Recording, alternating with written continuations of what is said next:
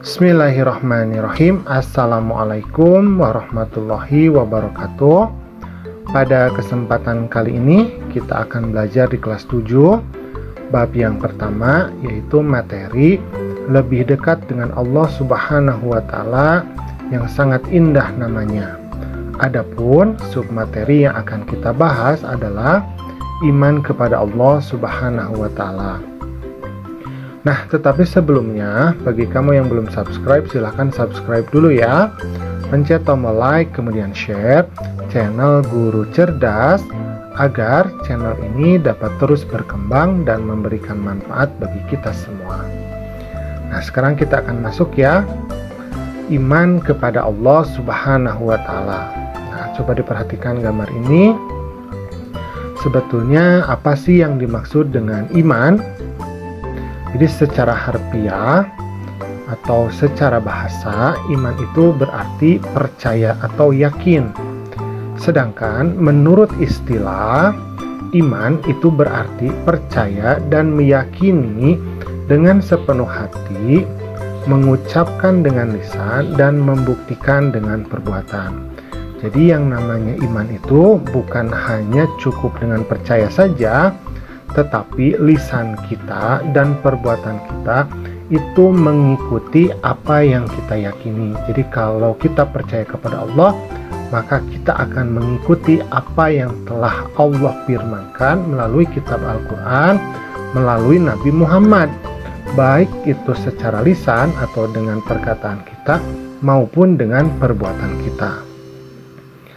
A'udzubillahi minasyaitonirrajim. Ya ayyuhalladzina amanu aminu billahi wa rasulihi wal kitabil ladzi nazzala ala rasulihi wal kitabil ladzi anzala min qabl wa may yakfur billahi wa malaikatihi wa kutubihi wa rusulihi wal yaumil akhir faqad dhalla dhalalan ba'ida. Artinya, wahai orang-orang yang beriman, tetaplah beriman kepada Allah dan Rasul-Nya, yaitu Nabi Muhammad, dan kepada kitab Al-Quran yang diturunkan kepada Rasul-Nya, serta kitab yang diturunkan sebelumnya. Barang siapa ingkar kepada Allah, malaikat-malaikatnya, kitab-kitabnya, Rasul-Rasulnya, dan hari kemudian, maka sungguh orang itu telah tersesat sangat jauh.